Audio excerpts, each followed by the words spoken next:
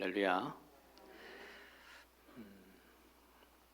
우리가 알고 있는 바리새인이 있습니다. 이 바리새인 그들에 대해서 좋지 않은 이미지를 우리가 갖고 있어요. 하지만 그 바리새인들의 출발은 대단히 선한 동기였습니다. 율법을 주의 말씀을 철저하게 지키자 거기에 뜻을 모은 사람들의 모임이 바리새파였습니다. 바리새라는 그 말부터가 구분하다 그리고 분리되다의 뜻을 갖고 있는 용어입니다. 나는 적당히 말씀을 지키는 사람들과는 달리 살아야겠다. 미지근하고 시시하게 신앙생활을 하는 사람들하고는 구분되게 믿어야 되겠다. 여기에 뜻을 모은 사람들이 바리새인들이었습니다. 그러니까 바리새인들의 출발은 대단히 바람직했고 고무적이었습니다.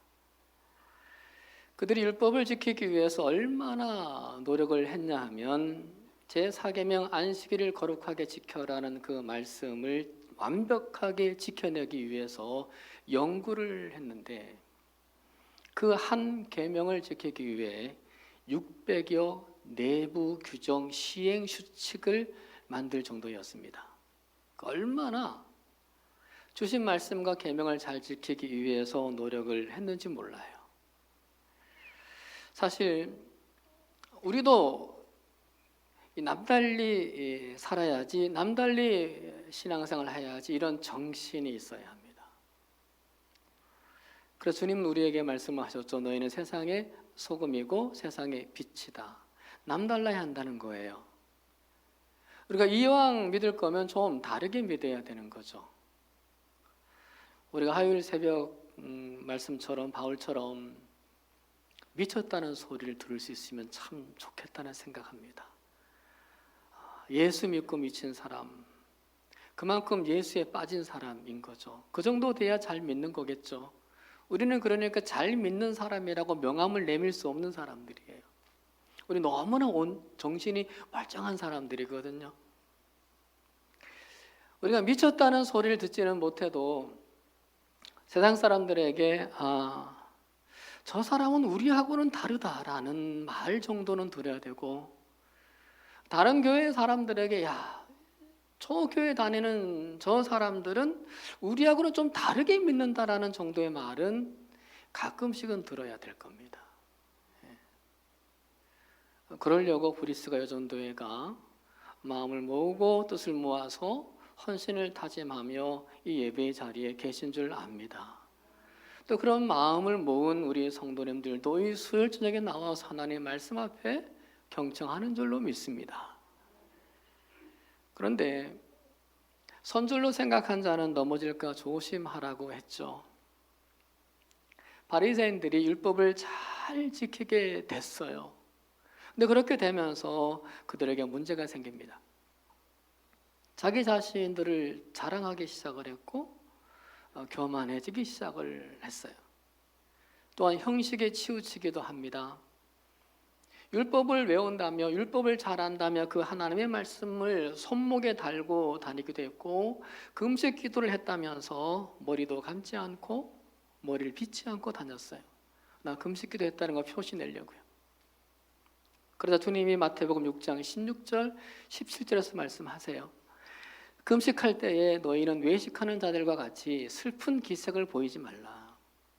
그들은 금식하는 것을 사람에게 보이려고 얼굴을 흉하게 하느니라.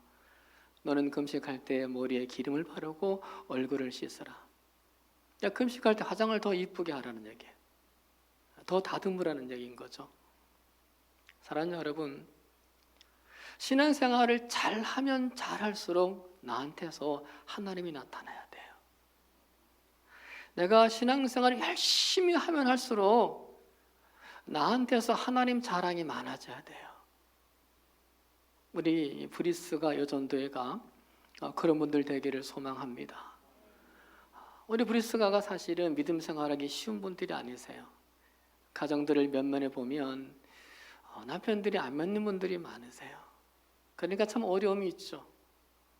그런 어려움 속에서도 이 믿음 생활하며 나아갈 때 그럼에도 하나님 자랑하고 하나님 드러낼 때 우리 교회 안에 아름다운 향기 되는 브리스가 되기를 축복합니다. 그런데 그게 참 쉽지는 않아요. 마음은 원리로도 그게 쉽지가 않아요. 자꾸만 내 자랑이 많아지게 돼요. 내가 열심히 하면 할수록요, 내 자랑이 생겨지게 돼요. 나를 드러내고 싶은 그런 나의 본심이 자꾸 나올 때가 있어요. 그래서 바울은 이렇게 말했어요. 내가 내 몸을 쳐 복종하게 하노라. 바울은 반복해서 자기를 치고 쳤어요. 자기를 죽이는 거예요. 내 안에서 내가 일어나려고 그러면 눌러버리고 말씀으로 치는 거예요. 십자가로 치는 거예요. 그리고 자기를 부인을 시키면서 누구만 하나님만 드러내는 일을 하는 거죠. 그렇게 했기 때문에 바울이 하나님 자랑하는 것이 가능해졌던 거예요. 그런데 유대인들은 율법을 열심히 지키면 지킬수록 자신을 드러낸 겁니다. 그리고 그 자랑이 이제는 도를 넘어서 어떻게까지 발전하게 되느냐 하면 우리처럼 율법을 지키지 않는 너희들은 구원이 없다는 거예요. 우리처럼 행위하지 않고 우리처럼 행동하지 않으면 너희들에게 구원이 없다는 거예요. 율법을 잘 지켜서 바른 신앙인이 되려고 했던 본래의 목적을 그들은 잃어버리고 말았어요.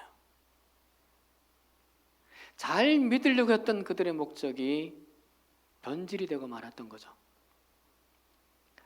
그리고 그 율법을 주신 하나님의 의도와도 전혀 맞지 않게 되어버리고 말았습니다. 여러분, 하나님이 율법이라는 거, 이것을 언제 이스라엘 백성들에게 주셨나요? 출애굽할 때였어요. 근데 출애굽 전인가요? 출애굽 후인가요? 대단히 중요한 부분이죠. 출애굽 후에 주셨어요. 만약 율법을 지켜야만이, 말씀을 지켜야만이 구원받는다는 것이 하나님의 뜻이었다면, 그게 하나님의 의도였다면 하나님께서는 이스라엘 백성들이 애굽에 있을 때 출애굽 전에 주시는 것이 맞아요. 그래서 이스라엘 백성들이 하나님이 주신 그 율법을 잘 지키면 출애굽의 구원을 주시고, 그렇지 않으면 출애굽의 구원을 주시지 않는 것이 맞아요. 그런데 하나님은 그렇게 하시지 않으셨어요.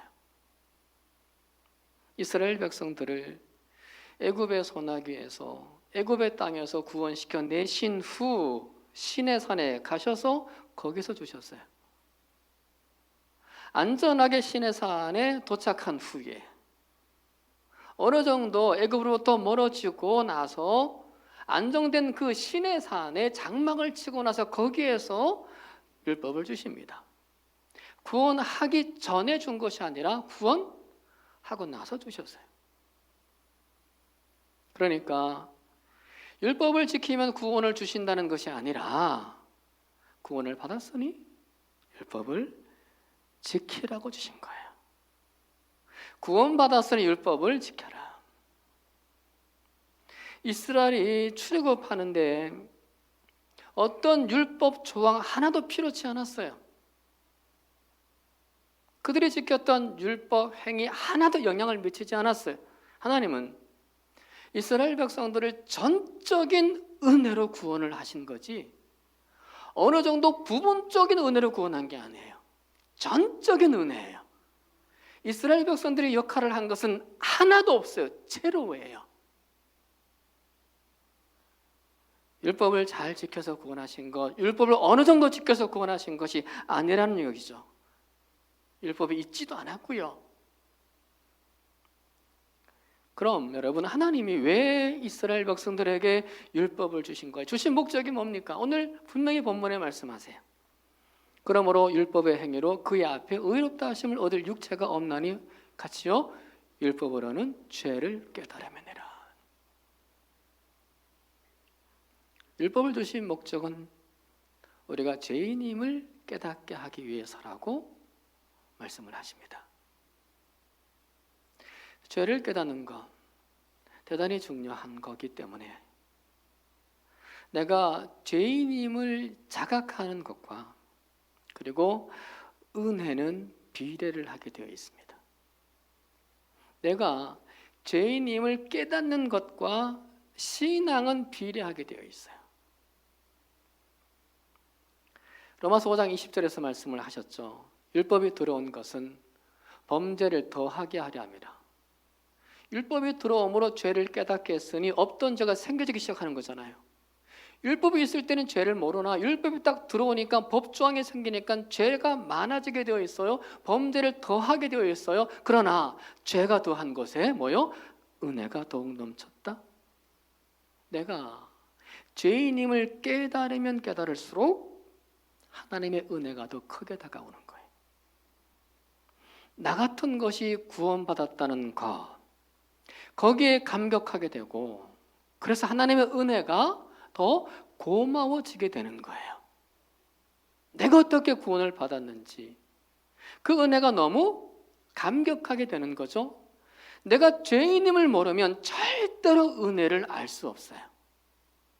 여러분, 내가 잘났다고 생각하는 사람, 나는 괜찮다고 생각하는 사람, 그런 아버지, 그런 남편, 그런 아내 절대 신앙생활 잘 못해요. 절대 하나님과 가까워질 수 없어요. 나는 죄인인 아버지다. 나는 죄인인 자식이고 나는 죄인인 남편이다. 죄인인 아내다 하는 그 사람들이 하나님을 잘 믿어요. 왜요? 하나님을 더 찾게 되어 있거든요. 그런 나에게 구원을 주셨고, 그런 나에게 이런 직분을 주셨고, 그런 나에게 이런 믿음을 주신 것이 너무나 고맙고 너무나 황송해서 내 안에 은혜가 커지는 거예요. 은혜가 커지는 신앙생활을 잘하게 되는 거예요. 근데 그렇게 내가 죄인임을 깨닫게 하는 거, 그래서 신앙이 좋게 은혜가 크게 하는 역할을 하는 것이 뭐라고요? 율법이다. 율법이다. 그래서요, 율법에 철저하면 철저할수록, 내가 이 말씀에 철저하면 철저할수록 내가 더 죄인임을 깨달아져요. 율법에 더욱더 내가 매진하고 더 확실하게 완벽하게 하면 할수록 내가 율법을 완벽히 지킬 수 없는 죄인밖에 안 되는구나, 한계를 깨닫게 되고요, 인간의 한계를 알게 되면서 하나님 앞에 엎드려 도움을 구하게 되고요, 그 도움을 구하면서 겸손해질 수밖에 없고요, 겸손한 자에게 하나님이 은혜를 주게 되어 있어요. 우리가 그 병원에 가면 가장 먼저 하는 건, 물론 의사를 만나지만 가장 먼저 하는 건 검사예요. 검사. 바로 치료하지 않아요. 병원에 가자마자 뭐 합시다, 치료합시다, 이렇게 이 약 씁시다, 저 약 씁시다, 뭐 수술합시다, 이렇게 하질 않아요. 검사부터 먼저예요. 혈액 검사하고 초음파 찍고 CT 찍고 그 다음에 MRI 찍고 이렇게 검사부터 합니다. 그 검사를 다 마친 후에서야, 그 뒤에야 치료가 시작이 돼요. 그런데 그 검사하는 초음파나 CT나 MRI 그런 것들은요, 병을 검사하는 것들이지 병을 치료하는 것은 아니에요. 검사하는 도구이지 치료 도구가 아니죠. 근데 병을 치료하기 위해서는 없어서는 안 될 기구들이에요. 과거에는 이 기구들이 없을 때에는 내가 무슨 병인지 모르고 죽었어요. 율법이 그런 거라는 거죠. 율법이 그런 거다. 율법은 육신의 병을 알기 위해서 없어서는 안 되는 초음파나 CT나 MRI 같은 것들이에요. 율법에 나를 갖다 대면 내 영혼의 병이 나타나요. 율법에 나를 갖다 대면 내 영혼의 병이 찍히게 돼요. 내 안에 있는 병들이, 그 죄들이 찍히게 된다는 거죠. 율법이 없을 때는 내가 죄인인 줄 모르고 살아가요. 근데 율법이 딱 오고 나서, 율법이 생기고 나서는 내가 죄인인 것을 정확하게 찝어줘요. 하나님의 법이. 그 말씀을 가까이 하는 자는 가까이 할수록, 율법을 지키려고 하는 자일수록 나는 정말 은혜 받은 사람이구나. 나는 정말 죄인이었구나. 지금도 나는 죄인이구나. 그런데 이렇게 살아가는 게 은혜구나. 이걸 알게 된다는 거죠. 그러니까 우리가 율법대로 살려고 율법을 가까이 하면 할수록 나는 더 은혜로운 자가 되는 거고요. 나는 더 하나님과 가까워지는 자가 되는 거고요. 내 죄가 더 자명해지니까 내가 더 엎드리고 겸손해지게 돼요. 근데 그게 복이에요. 내 죄가 더 밝혀지고 내 죄가 더 자명해지는 것이 복이에요. 왜? 죄를 알게 되니까 치료가 가능해지거든요. 누가 치료해 주나요? 내 영혼의 병을, 영혼의 죄를, 내 삶의 무거운 죄를 누가 치료해 주나요? 원초적인 나의 죄를 누가 치료해 주나요? 예수 그리스도예요. 어떻게 치료해 주나요? 예수 그리스도 나가면 치료해 주세요. 그래서 말씀을 하시죠. 율법이 우리를 그리스도께로 인도하는 초등교사, 옛날 개역성경에는 몽학 선생이 되어 우리로 하여금 믿음으로 말미암아 의롭다함을 얻게 하려 함이라. 율법이 우리를 누구한테로 인도해요? 예수 그리스도께로. 내가 죄인임을 알고 예수가 필요해졌어요. 예수께로 인도하는 초등교사, 몽학선생, 가정교사. 율법으로 내가 예수를 만나게, 율법에 내가 예수를 만나게 되는 가교 역할을 하는 거예요. 세번역 성경에서는 우리의 이해를 조금 더 돕습니다. 이렇게 번역했어요. 율법은 그리스도께서 오실 때까지 우리에게 개인교사 역할을 하였습니다. 그것은 우리로 하여금 믿음으로 의롭다고 하심을 받게 하시려고 한 것입니다.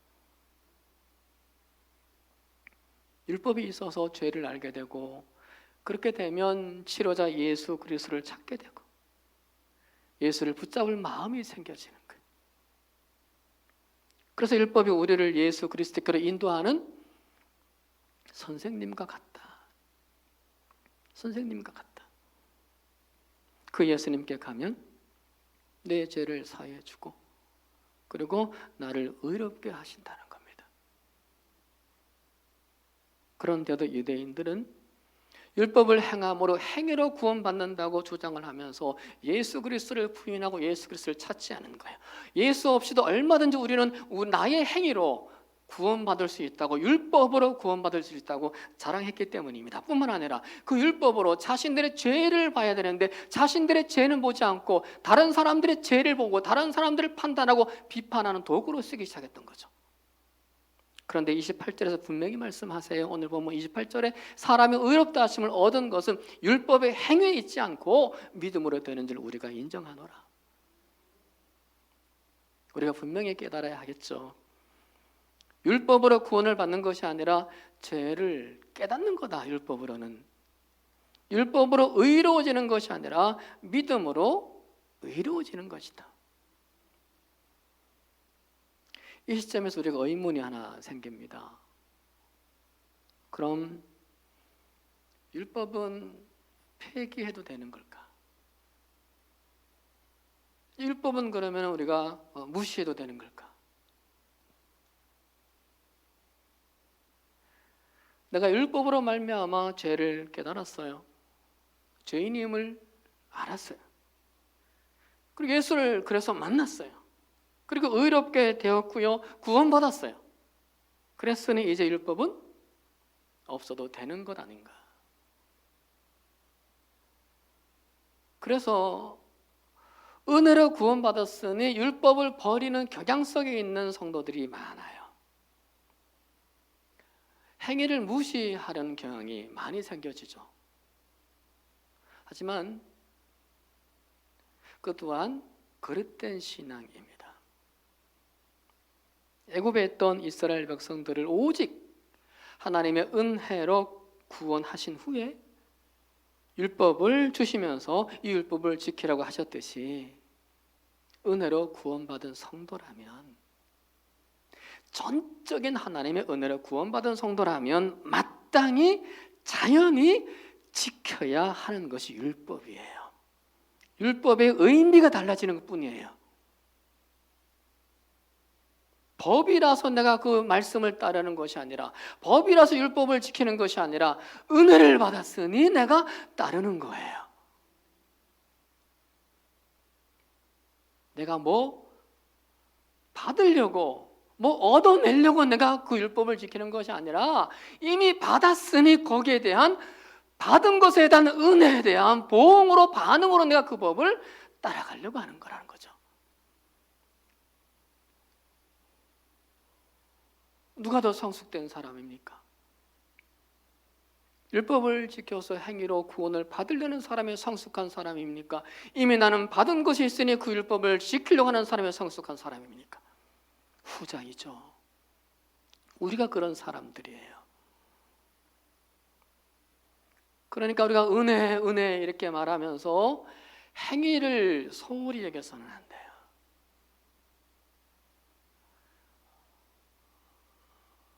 솔라그라티아, 오직 은혜가 종교개혁의 캐치프레이즈지만, 그러나 정말 중요한 것이지만은, 구원은 오직 은혜로 받았지만, 그러기에 오직 은혜로, 오직 전적인 은혜로 구원을 받았으니까 그 구원받은 것에 내 역할은 하나도 없으니까, 그리고 어떻게 해야 돼요? 더 내가 말씀을 따른다는 거예요.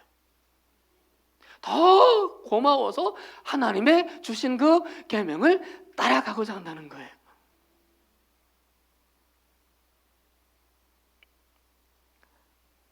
그래서 주님이 이렇게 말씀을 하세요.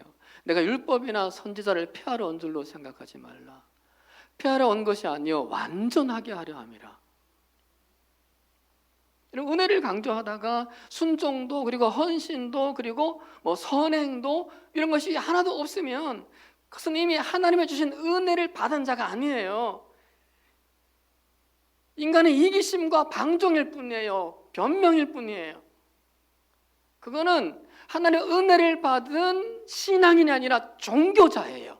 기독교 종교인일 뿐이에요. 그 교리를 그냥 믿는 종교인일 뿐이에요. 정말 은혜를 받은 사람은 그렇게 할 수가 없어요.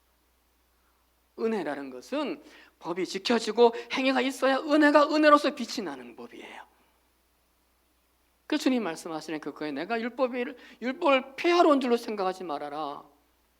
율법이 나에게로 인도하는 몽학 선생님은 분명하지만, 율법이 있기 때문에 죄를 깨닫고 내게로 찾아오는 발걸음이 있었던 것은 사실이지만은, 그래서 네가 나를 만나고 구원받은 것은 사실이지만, 그러나 내가 율법을 폐하러 온 자는 아니다. 오히려 율법을 완전하게 하러 온 자다.